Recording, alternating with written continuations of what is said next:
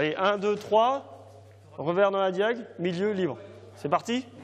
Les autres joueurs l'admettent bien volontiers, même avec sa prothèse. Olivier, l'entraîneur du club, est toujours meilleur qu'eux, alors pas question de le ménager.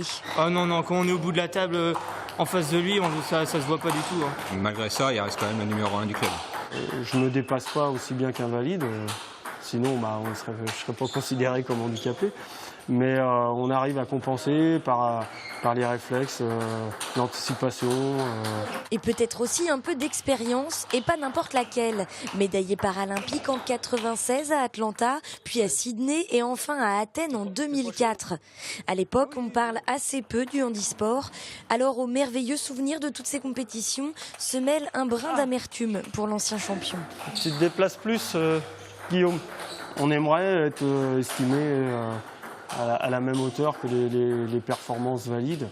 Ce que je vois, c'est que ça s'améliore d'année en année, et tant mieux pour ceux qui pratiquent aujourd'hui ou qui vont pratiquer plus tard.